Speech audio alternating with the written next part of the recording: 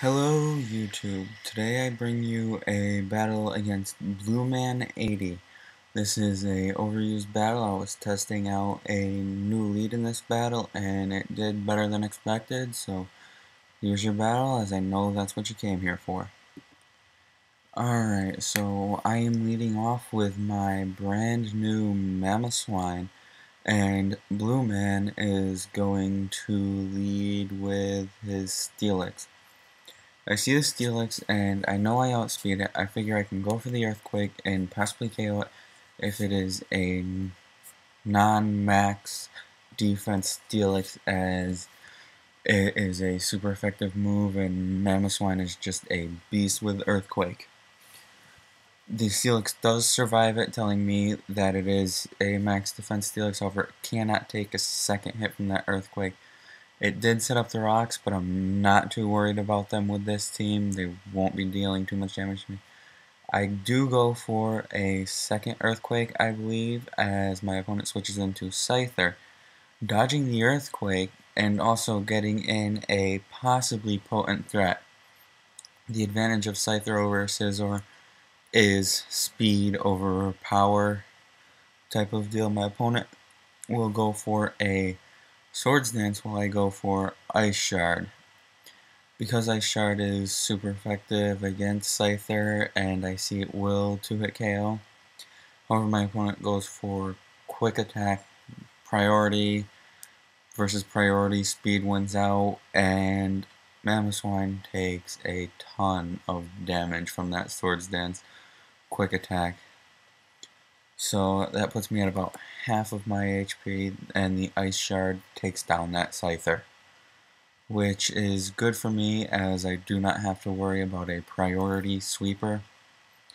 Now out comes my opponent's Seeking. I am going to go for the Earthquake, or no, sorry, I go for the Stealth Rocks, expecting a water move to KO Mamoswine, as I am not faster than Seeking normally. And so out goes the Rain Dance from the Seeking, and I'm like, okay, so now this thing's gonna just hit me with Waterfall now and guarantee the KO on Mamoswine. However, I go for the Earthquake still, and they went for the Endure, which is a bad move with them having seen the Ice Shard. And so I am now going to go for the Ice Shard, as this Pokemon is left at minimum HP.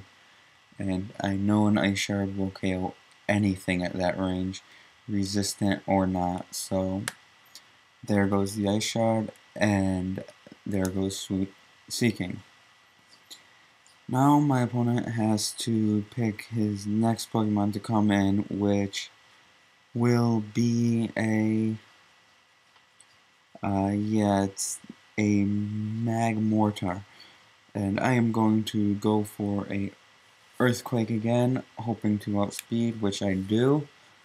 So that will easily KO a Magmortar, no matter what. The super effectiveness, along with the Mamoswine being the third best user of Earthquake in the game, the best of them that is not an Uber.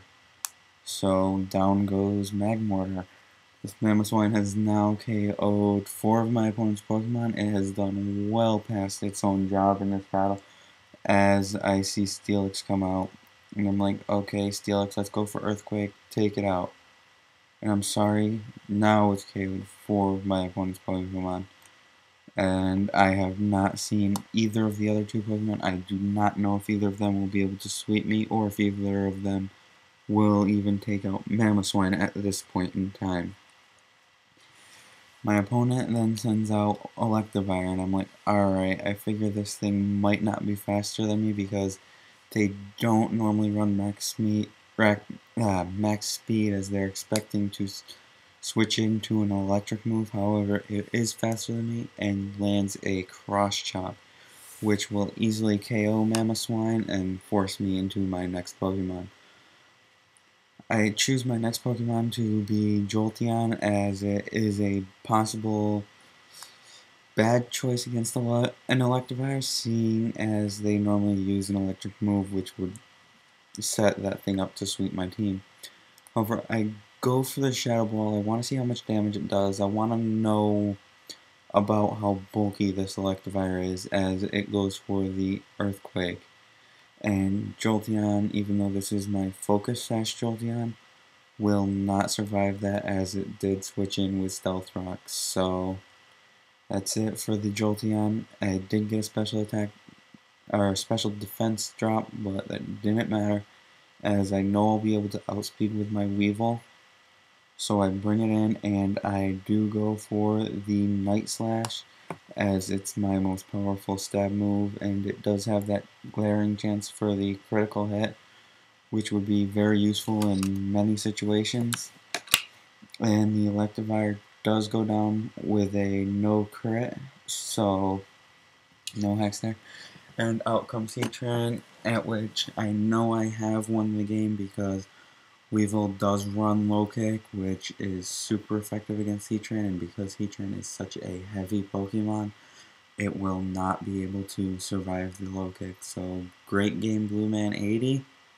You're a good battler, and I must say I apologize for the massive damage caused by my lead. I was not expecting it to go on a rampage like that.